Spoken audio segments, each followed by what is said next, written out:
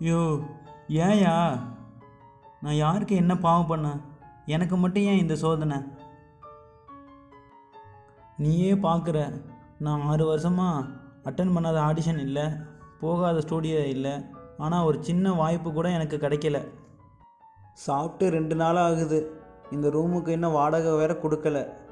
இப்போ இந்த ரூமை விட்டு என்னை வெளில போக சொல்லிட்டாங்க. இப்போ உனக்கு சந்தோஷமாக இருக்குமே?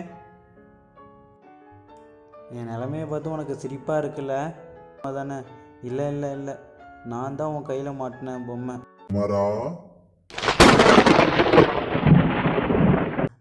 யாரு? நான் தான் கடவுள். நான் உனக்கு 2 வரம் தருகிறேன்.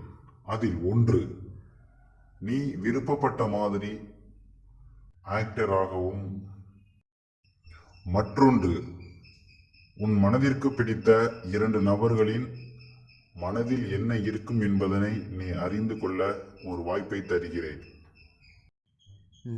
எதை கேட்கலாம்? முதல் இல்லை இல்லை, என் காதலியை பற்றி. உனது கையிற்கு வழங்கிட்ட உன் காதலிக்கு கால் செய்.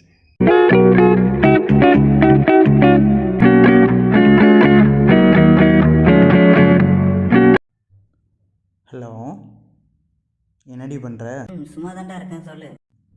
ஒன்றும் இல்லை, ரூம் ரெண்ட்டு கொடுக்கணும், ஒரு 1000 ரூபா இருந்தால் அனுப்பிவிடேன். சுச்சோ, கையில் இல்லைடா, இப்போ தாண்டா எக்ஸாம் ஃபீஸ் கட்டணும் நான்.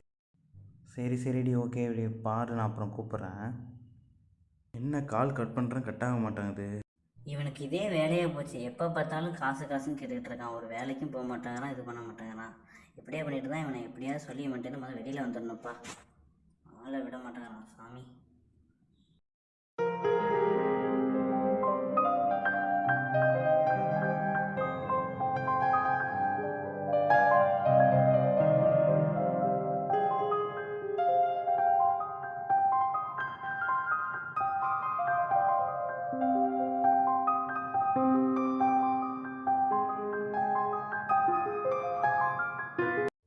அடுத்து நீ யார் மனதை அறிய வேண்டும்? என்னுடைய உயிர் நண்பனிற்கு கால் செய்கிறேன்.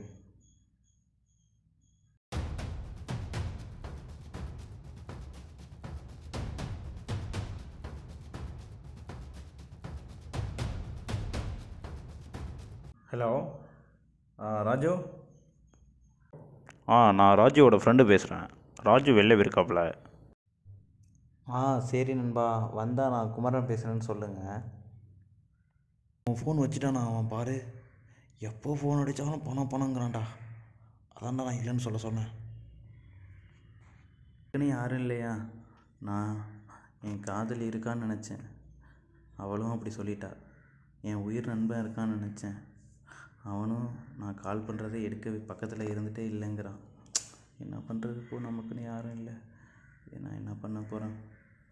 இப்படியே நம்ம லைஃப் போயிட்டுருக்கே.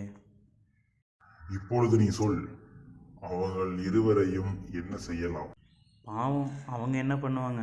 அவங்கள எதையும் பண்ண வேண்டாம், விட்டுருங்க.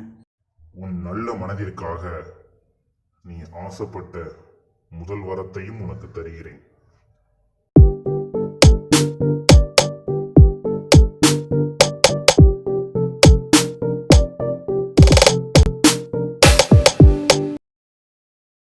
ஹலோ சார் வணக்கம், நாங்கள் ஏவிஎம் ஸ்டுடியோலேருந்து பேசுகிறோம்.